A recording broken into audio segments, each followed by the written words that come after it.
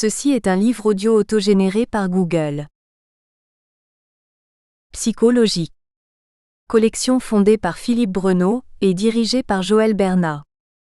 Sans exclusive ni frontières, les logiques président au fonctionnement psychique comme à la vie relationnelle. Toutes les pratiques, toutes les écoles ont leur place dans psychologie. Dernière parution. Asma GUENIFI, les temps psychiques du deuil, 2022. André Robert, une équipe médico-sociale à la recherche du prendre soin. Un cheminement transdisciplinaire pour une meilleure organisation, 2022. Dimitri KIJEK, Psychiatrie désemparée, un héritage, 2022. Josiane CHAUVEAUOBRINGER, Thérapie d'enfant, un regard gestaltiste, 2022. Vicky Cuquierman, Les troubles du langage dans la schizophrénie. Recherche actuelle et stratégie thérapeutique, 2022. Patrick Angeraou, L'adolescent et ses troubles, guide clinique et psychopathologique, 2022. Nicolas Sajus de Cocola, De la maltraitance à la résilience. Le désespoir dépassé, 2022. Thierry NUSSBERGER, Dire, Les chemins psy. Du symptôme hostile, 2022. Jean-Paul MWENGENGOIE, La dépression chez les jeunes migrants subsahariens, 2021. Annick Bernabéo et Benoît Marceau, La psychose en résidence, hébergement et psychothérapie, 2021. Loïc Lerouge, Dire, La numérisation du travail, enjeux juridiques et sociaux en santé au travail, 2021. Clément Rizet, étudiant en souffrance psychique. Une jeunesse déboussolée, 2021. Dominique Renier et Célia VAZCERNIGLIA, Approche psychologique de la crise et de l'urgence dans le contemporain, 2021. Car l'arbre est le langage des pierres, dans le murmure du vent. Ce qui fut fait se refait. Tout coule comme une eau, et rien dessous le ciel ne se voit de nouveau, mais la forme change en une autre nouvelle, et ce changement-là, vivre au monde s'appelle. Ronsard, hymne de la mort. Préambule. Quel doute pousse les gens à venir échanger avec des thérapeutes sur leur vie, ici, maintenant et pas ailleurs? Quel est le sens du choix de la part de ces thérapeutes, d'une place d'intervenant dans le monde des autres, et comment s'y situe-t-il? En quoi cette relation nous enrichit-elle ou non, et enrichit en retour ces personnes? Quelle croyance originale? Quel filtre de pensée particulier qui, bien qu'habitant du même arbre de la thérapie familiale, donne une couleur particulière aux interventions de chacun? À quelle vision du monde, des interactions humaines, les pratiques font-elles consciemment ou pas référence? Et qu'en advient-il alors dans la qualité et l'efficience de la relation? Notre expérience nous avait rapidement mis en évidence qu'une partie des apprentissages que nous avions sur les dysfonctionnements produisait plutôt distance, résistance et lenteur peu propices au plaisir du changement partagé. Était-ce bien raisonnable d'avoir ce désir ou fallait-il toujours enfanter du changement dans la douleur?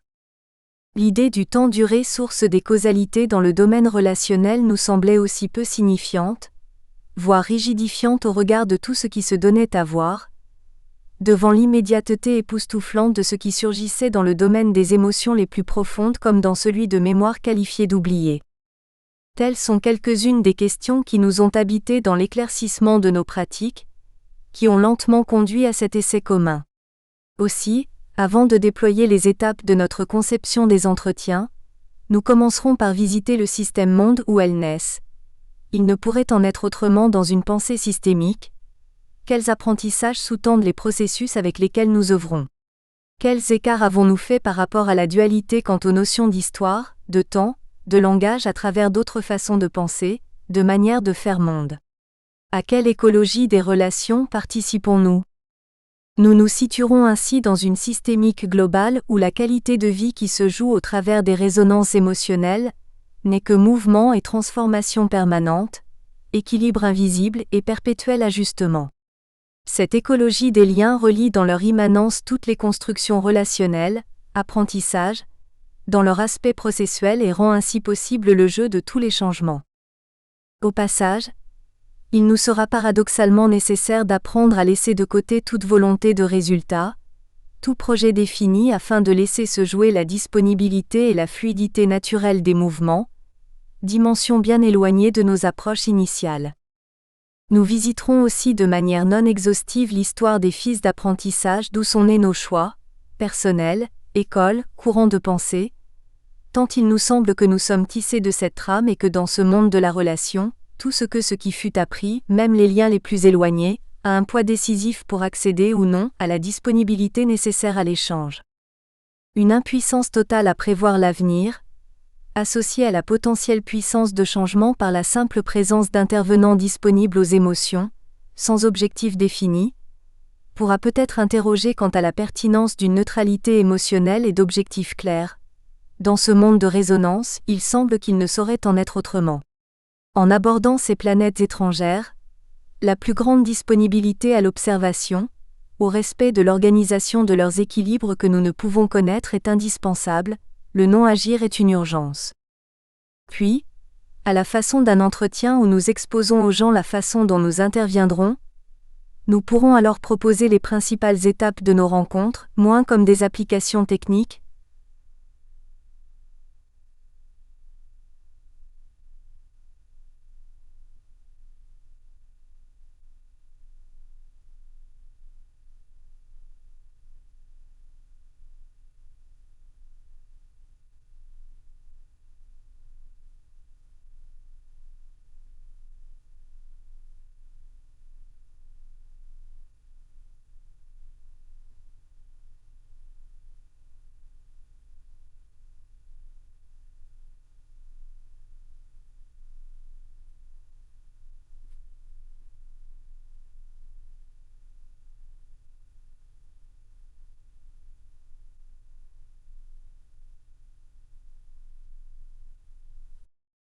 Nous avons conscience cependant que l'apparente logique a posteriori, de ce qui a constitué un entretien, ne dit rien de ce qui se passe dans le temps. C'est pourquoi il sera toujours question en préambule de la réflexion sur le cadre de nos attitudes et ce qu'il semble conditionner. De fait, les techniques utilisées par les thérapeutes ne disent souvent rien de leur usage réel. Une fourchette peut nourrir ou blesser. La plus grande partie de celles-ci sont couramment utilisées par les intervenants dans les entretiens familiaux, mais prendront ici parfois, par le sens qui leur est proposé, la manière dont les fils sont tricotés, d'autres intentions de décalage créatif d'espace et de mouvement. Dans ce monde d'interaction où tout peut faire sens, les stratégies infinies du langage et de ses limites, les écarts et les mises en mouvement des recadrages, la créativité ouverte des hypothèses, la légèreté fluide des métaphores que nous considérons comme le langage des origines, et la surprise des tâches qui permettent le passage de ces temps suspendus que sont les entretiens à la accent aigu équilibration autonome du système, tous ces aspects seront ainsi explorés dans les fonctions éphémères que nous leur attribuons et les processus de transformation qu'ils portent. Mais que croyons-nous faire quand nous nous immisçons dans ces échanges ? À propos des auteurs. Denis. Quand je me penche sur ce qui m'a amené à partager cette écriture aujourd'hui, je sens venir une vague de gratitude pour toutes les rencontres privilégiées que m'a données la vie. Venue d'on ne sait où, elle s'écoule, en creux comme une rivière suivant sa pente, passagère de la terre qui la porte, conduite par les rives qu'elle creuse aussi. En creux car dans le fond je n'ai jamais rien voulu, cela m'est arrivé, du moins dans le sens qu'en a fait ma mémoire, allant là où portait peut-être le plus facile une sorte d'évidence malgré moi, et a posteriori bien mieux que ce que j'aurais pu inventer. Pourtant, l'image intérieure n'est pas pour autant celle d'un fleuve tranquille. De la source à ce jour les eaux ont connu bien des écueils, bien des remous, mais pour chacun je reconnais maintenant des équilibres introuvables s'il avait fallu y penser, des apprentissages imprévus apparus hors du temps, sans paysage traversé d'un voyage qui semblerait construit pour être aujourd'hui. Papillon de la longue marche devenue pluie et nuage, la source à l'eau naïve s'est vite heurtée à des pierres incompréhensibles lui donnant l'énergie d'un torrent tumultueux et remuant, peu respectueux il est vrai de la nature qu'il traversait. Il en a appris que rien n'arrête l'eau venant de la montagne, et que c'est la montagne dans ce qu'elle a de plus abrupt qui donne force à son mouvement, même et surtout quand elle attise sa colère dans ses gorges arides. Quand elle en sort, enivrée de lumière, encore emplie d'eau folle, vient le temps des terres plus riches nourrissant le torrent en rivière qui ne sait toujours rien de son chemin mais suit le lit qui se présente, à la fois surprise par ce qui vient et un sentiment bizarre, à la fois que c'est sa place mais qu'elle ne peut y rester, que ce n'est déjà plus la sienne, qu'il manque quelque chose alors qu'il ne manque rien, qu'il y a à démontrer, mais à qui, à savoir, mais quoi. Elle croise et se nourrit sur les rives des pensées et des gens remarquables.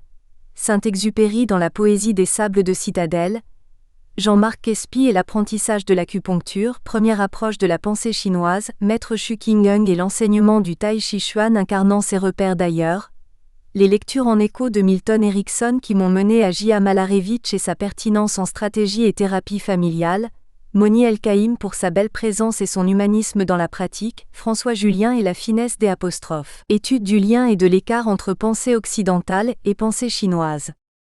Toute énergie puissante s'articulant, non sans quelques mélanges plus ou moins habiles de ma part et irrévérencieux peut-être vis-à-vis de ces géants, ont épousé malgré eux et nourrissent ce courant intérieur de mon écoulement.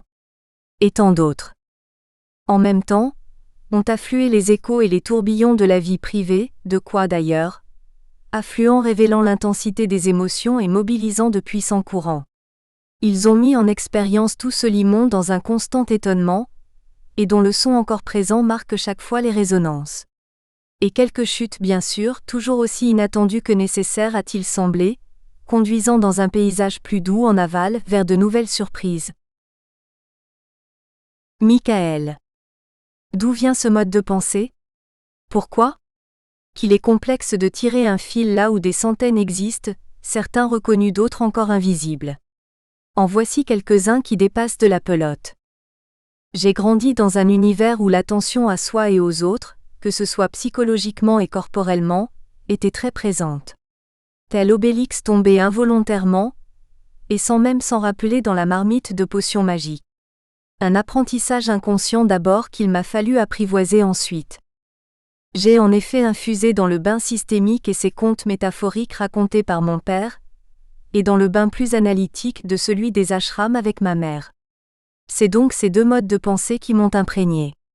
Au fil de mon enfance, j'ai en éprouvé les intérêts et aussi les limites. Je ne saurais dire ce qui a fait basculer vers cette vision, puisque le cheminement s'est fait naturellement par plaisir. C'est en démarrant la formation animée par mon père que mon vécu prenait corps. J'ai pu mettre une théorie sur des ressentis, et apprendre la stratégie relationnelle éthique. Cela accompagné par les lectures de Carlos Castaneda et Don Juan percevant une autre dimension, Édouard Théaule, La dimension cachée et la proxémie, J.L.A. Living Home, ouvrant les portes de la stratégie et son livre traitant de Milton Erickson, un thérapeute hors du commun, tissant la toile du paradoxe et de la créativité décalante. Plus tard, c'est auprès de Moni El-Kaïm que j'effectuai ma formation diplômante en thérapie de couple et de famille. Tout s'est passé comme s'il m'avait permis de réunir les deux univers dans lesquels j'ai cheminé. Entre la sensibilité résonante qui permet d'être si proches les uns des autres, et l'utilisation fréquente des métaphores comme outil d'échange qu'il m'a permis de m'approprier dans ma façon de pratiquer. Au fil de ma pratique de thérapeute d'abord en institution accueillant des enfants, adolescents et leurs familles puis en cabinet libéral, j'ai pu expérimenter mes outils et ouvrir mes ressentis dans un apprentissage conjoint quotidien qui se poursuit encore aujourd'hui. Dans le même temps s'est développé le regard systémique dans l'intervention auprès des groupes, des institutions sanitaires, médico-sociales et des entreprises. La richesse de ce regard ouvre une grande aire de jeu. Je me retrouve dans cet univers de compétences où les relations nous invitent tous à avancer non par contrainte, mais par choix. Je me souviens adolescent qu'une de mes difficultés était de choisir avec quel groupe d'amis je voulais aller puisque les groupes ne s'entendaient pas tous bien. Dans chaque groupe je trouvais quelque chose de différent qui m'enrichissait. C'est cette richesse chez chacun, la rencontre avec ces diamants bruts non encore polis qui donne les ingrédients propices à la rencontre. Puis la créativité étonnante tel le sable agité selon un rythme constant qui dessine une figure imprévisible, et se réinvente à chaque nouveau mouvement qui lui donne de la saveur. Sans oublier le partage qui transforme un simple plat en repas de fête. Ton passé n'est qu'une naissance. Préparer l'avenir n'est que fonder le présent. Il n'est jamais que du présent à mettre en ordre. L'avenir, laisse-le donc comme un arbre déroulé un à un ses branchages. Antoine de Saint-Exupéry. Premier pas. Une histoire de filiation. L'approche systémique, issus dans le monde occidental des travaux autour de la cybernétique, des théories de la communication, du constructivisme et de nombreuses autres recherches, a fait bien du chemin depuis ses premiers pairs, dans le domaine scientifique comme dans l'espace des thérapies. Toutefois, si le nom de systémique est très souvent prononcé dans de multiples champs, cette pensée est de fait encore très minoritaire quant à son usage efficient, particulièrement dans le domaine de la psychologie. Peut-être y est-il fait appel parce qu'y faire référence permet de faire une analyse qui voit large et qui a des chances d'être pertinente. Cependant, malgré son apparence de clarté diagnostique, elle est rarement concrètement utilisée dans la plénitude de ses implications. C'est souvent à l'occasion d'une crise dite systémique, bulle économique éclatant ou trouble familial n'étant plus supportable, c'est-à-dire au moment où la dysfonction qui couvait dans un système fait une irruption trop criante pour qu'il ne soit plus possible de la mettre en doute, que l'on en entend parler. Hélas, ce cri reste la plupart du temps un drapeau sans usage brandi par quelques lanceurs d'alerte, vite couverts par la pensée orthodoxe. Peut-être les conséquences pratiques d'un vrai engagement systémique, la compréhension des mécanismes responsables de ces déséquilibres, mènerait à des conclusions sur des chemins à prendre, à une réflexion sur des enjeux qui sembleraient trop radicaux pour ceux moins engagés qui voudraient y avoir recours.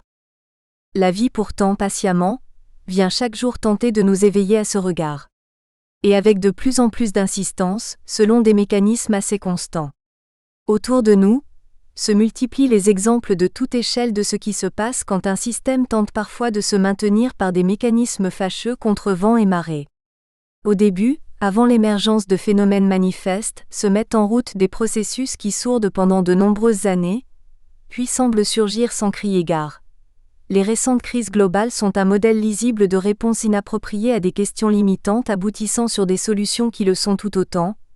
Quand ensuite elles sont en route, elles sont de plus en plus rapprochées et s'imposent quelle qu'en soit l'apostrophe. Échelle, planète ou famille, car les processus systémiques sont têtus et reviennent à la charge avec la constance de la houle. Ainsi la récente crise sanitaire, suite logique et prévisible des précédentes comme le virus du sida, qui ne touchait qu'une population particulière et donc on exclut et on passe, Ebola, en Afrique on confine et on passe encore. Le H5N1, c'est pour les poules on abat on confine et on passe, Corona, on confine, on vaccine et on passe, peste porcine à venir qui sait ? Ces répétitions avec à chaque étape plus de la même chose ne posent-elles pas question ? Les causalités linéaires, c'est la faute de, ne prenant pas en compte les relations, actions-réactions des humains sur la planète évite soigneusement une vision qui rend acteur, circulaire. Privilégiant et valorisant ainsi la gestion de la conséquence plutôt que celle du sens, et de la fonction. Il n'est pas besoin de réflexion millénaire pour voir qu'il s'agit de quelques procès plus larges que les exactions occasionnelles d'une petite bête qui dérange. La question se pose rapidement de la tension entre l'homme et sa relation dominatrice, duel, conflictuelle, avec la nature, en envahissant et détruisant et manipulant des espaces où vivent des animaux porteurs. C'est la faute des chauves-souris chinoises. En organisant la surpopulation dans des espaces fermés et bétonnés, il induit la destruction des équilibres écologiques. C'est un bel exemple grandeur nature des réactions évolutives d'un système. Les crises sont toujours multifactorielles. L'événement sanitaire récent n'est qu'une des formes de quelque chose de plus général, un des signaux désignant des tentatives homéostatiques d'un système global vivant, qui hélas, comme bien des tentatives de cet ordre, génère quelques effets collatéraux gênants. Le paradoxe est que le traitement illusoire, protection qui est choisi est de confiner, chacun à sa place, est bien une tâche métaphorique, image en réduction de toutes ces places que nous envahissons. Mais attention, n'en faisons pas trop. Il s'agit de limiter sans mettre en cause vraiment l'idéologie référente induite par le système et nourrie par chacun dans sa consommation quotidienne et ses habitus comme pilier contributeur global aux crises par la stimulation systémique de ses désirs. Alors, au secours ? L'économie s'effondre. Pas de souci, imprimons des billets, plus de la même chose, cela ira mieux, on gérera demain. Cela évoque aussitôt, hypothèse, un membre d'une famille en difficulté que l'on enverrait voir le médecin car il est malade, comme si la malchance l'avait fait tomber malade dans sa tête et rendu irresponsable de ce qui advient. On tient le coupable, et donc la solution, le comprimé d'antidépresseur ou autre qui fait fonction de soin. C'est le Graal du moment, vraie fausse solution. Comme cet ami étudiant qui monte la chaleur de la plaque électrique parce que ses pâtes ne cuisent pas dans une poêle et sans eau. Remède provisoire pour un trouble du fonctionnement relationnel, avant l'inévitable rechute. Ainsi, nous sommes-nous pas éloignés du sujet. Peut-être une vision à grande échelle peut-elle permettre de voir, par effet de loupe, les conséquences des tentatives d'ajustement parfois délétères pouvant se manifester dans une famille, un organisme. Tous les mécanismes que nous venons de décrire se retrouvent à un degré moins spectaculaire dans le fonctionnement des groupes sociaux, et particulièrement des familles, qui sont jusqu'à présent, pour la grande majorité d'entre nous, le premier modèle de socialisation auquel nous avons dû nous référer. À notre apparition sur Terre, nous avons rapidement eu à apprendre les jeux et enjeux des affects, des liens, des conséquences de l'expression ou non, des émotions autorisées, de leur usage et leurs secrets dans ce monde étrange.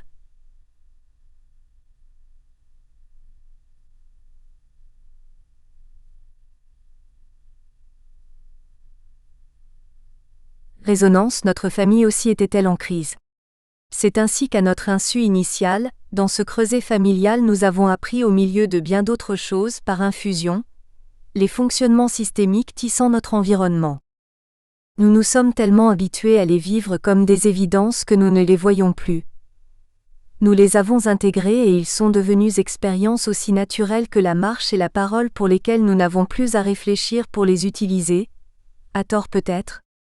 Ils sont d'autant plus inapparents que ceux qui nous les montraient de fait n'en avaient la plupart du temps pas conscience non plus, les ayant intégrés eux-mêmes par infusion, en leur temps. Ces apprentissages profonds transparents pour nous-mêmes organisent les ensembles où ils règnent et dans lesquels nous naviguons.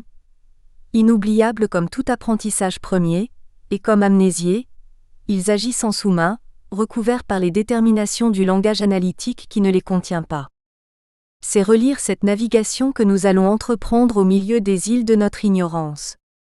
L'approche que nous allons déployer est issue comme décrit plus haut du croisement de plusieurs courants de pensée et de pratique, comme les travaux de l'école de Palo Alto et Paul Václavic, les paradoxes, de Gregory Bateson, l'inclusion de l'observateur, la merveilleuse pratique de Milton Erickson, les apprentissages, l'inconscient ressource.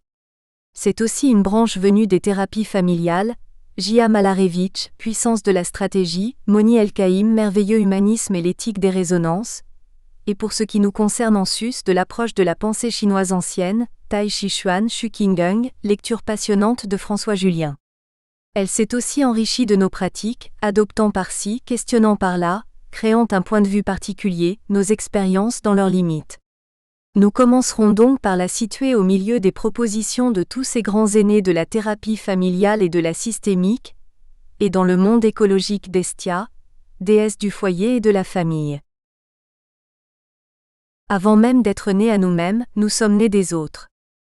J.C. Amason. De thérapie familiale à systémie.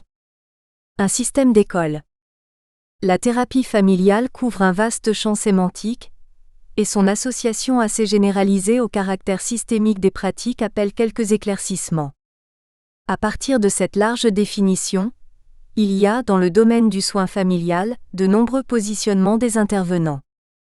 Ceux-ci sont très variables selon les filiations des écoles. Les thérapeutes se positionnent selon le cas comme observateurs, inclus, distants, participants, multiples. Les modalités d'inclusion et d'écoute des familles sont elles aussi plus ou moins souples, cercle proche, multigénérationnel, groupe social, écologie globale, famille ou individuelle. Chacun de ces choix induit des attitudes thérapeutiques radicalement différentes dans leur point de vue. Le cheminement se fait de la psychanalyse qui, même en envisageant l'analyse de l'intrapsychique collectif familial, reste centré sur l'intrapsychique et les personnes vers des pratiques plus interactionnelles à travers des conceptions humanistes, comportementales, etc. Chacune d'entre elles a apporté des concepts créatifs et intéressants, des outils d'intervention pertinents dont le cadre conceptuel n'est pas forcément systémique. Ces approches interactionnelles n'ont pas de père fondateur. Elles regroupent un ensemble d'écoles qui se sont reconnues dans les recherches et théorisations du groupe nommé Palo Alto. Un groupe de chercheurs dirigé par Gregory Bateson. Ainsi chacun avait déjà une pratique, et en fonction de sa sensibilité, de son histoire, de ses apprentissages a développé une modalité d'intervention spécifique, constituant aujourd'hui une école. La description qui suit est une vision subjective et non exhaustive de ce que quelques grands courants ont pu apporter au champ commun. L'intérêt de cet éventail réside moins dans chaque école en elle-même que dans les hypothèses que leurs théories nous permettent d'explorer, chacune apportant à l'observateur un sens possible et au stratège un levier potentiel de transformation supplémentaire. La première partie des écoles ci-dessous s'inscrit dans la première cybernétique. Pour elle, à l'origine, et cela a pu évoluer, le thérapeute n'est pas considéré comme membre du système. Il y a le système famille et le système Dieu ou des thérapeutes. Ils sont contigus mais pas communs. Telle l'approche de Murray Bowen. Ce dernier, comme plusieurs de ses pairs, a écrit de nombreux livres et articles dont certains relatent son histoire propre et les raisons qui l'ont amené à construire son modèle. Si nous retenons de cette approche deux concepts, ce sera ceux de différenciation, du soi, et de triangulation. Ces deux concepts font écho à la relation et à la communication. En effet, comment faire pour arriver à dire ce que l'on souhaite si l'on a peur de la réaction de l'autre ? L'un des outils déployés est le mode interactif direct ou non. Il fait ainsi l'hypothèse que plus l'information est portée par des tiers, moins elle est efficace. Voilà comment Bowen nous apprend à réfléchir sur les contextes et ce qu'ils produisent, moins que sur les contenus. Ainsi, à la rencontre d'une famille, pouvons-nous questionner quels sont ses modèles, ce qui se dit et doit être tu ? Comment cela est transmis entre chacun de ses membres, qui dit quoi à qui ? Tout se passe comme si Bowen nous invitait à formuler des hypothèses de distance et de proximité relationnelle, et des enjeux qui sous-tendent ces relations. Un objectif implicite est ainsi de permettre à chacun de trouver sa place, en se positionnant efficacement et de façon apaisée. Un autre courant dans la même tendance est appelé « approche contextuelle ». Elle est issue des travaux d'Ivan Bochormeny-Nagy. Ce dernier a beaucoup travaillé autour du transgénérationnel, ses conséquences pour les individus et les conséquences relationnelles de nos apprentissages familiaux. Il a ainsi développé des concepts tels que la dette, les loyautés et la légitimité, la répartition des bénéfices et des contraintes dans les relations interpersonnelles. Il nous apprend au travers de ces outils à percevoir ces endroits où nous sommes les dignes successeurs de notre histoire, et ceux où nous nous mettons en position de revendication comme tentative de s'extraire bien souvent vouée aussi à l'échec. Ce regard nous invite ainsi à la rencontre des familles à ne pas se centrer uniquement sur l'ici et maintenant, mais à être vigilant à ce que le contexte réveille et révèle de nos modèles historiques, afin de pouvoir redevenir auteur et non interprète du rôle qui nous est confié. De plus, l'éthique nous invite à créer avec chacun, partialité multidirectionnelle et avec le groupe famille un support mutuel favorisant l'expression des compétences de chacun. L'école structurale, fondée par Salvador Minuchin, formule une hypothèse dynamique du point de vue de l'architecture familiale. Dans cette approche, il est postulé que les difficultés familiales sont très souvent liées aux places non fonctionnelles qu'occupent leurs membres. Ainsi, la hiérarchie produite ne construit pas un terreau suffisant pour la croissance et l'épanouissement de tous.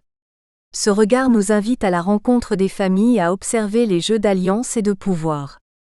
Les positionnements de chacun dans l'espace, ce qu'ils nous disent et leur utilisation au travers de la mise en mouvement des corps par le thérapeute, pour ouvrir chacun et tous à de nouvelles perceptions. Là aussi, il est postulé que la place que l'on occupe nous agit, et que le groupe souffre lorsque les déséquilibres sont trop forts.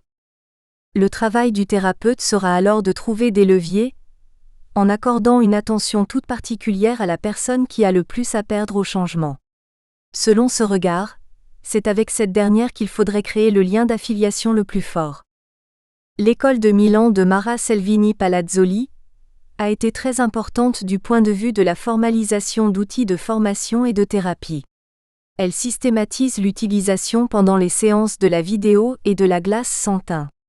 Ces outils sont encore très utilisés dans de nombreuses équipes de thérapeutes familiaux. Ils permettent l'analyse à froid pour la vidéo et l'apport de regards complémentaires pendant les séances par les thérapeutes placés derrière la glace sans teint. Cette école nous amène à insister sur l'importance de la connotation positive. En effet, il semble toujours plus efficace et écologique, pour le système, de voir et de signifier l'intention positive que chacun tente de mettre en œuvre. Cette compétence mise au service du groupe, par et pour tous, potentialise l'énergie nécessaire à la mise en mouvement de ce qui est figé. Les recherches menées les conduisent à tenter de structurer les prescriptions paradoxales de symptômes. Ils notent un impact significatif sur les familles quand ils leur demandent de faire ce qu'ils font déjà, avec quelques modifications et sur injonction. Les effets produits sont intéressants et permettent de fluidifier de façon étonnante nombre de situations. Ils ouvrent la voie à la poursuite au dehors de la séance, de ce qu'il s'est passé pendant. L'approche expérientielle de Carl Whittaker insiste sur l'importance de ce qui est vécu en séance de thérapie. Il a pour cela un style détonnant. Il marie un mélange de provocation, provoquer, appeler dehors, exciter à, pour déstabiliser l'équilibre produisant la difficulté avec de l'irrationnel, du décalé et de l'humour.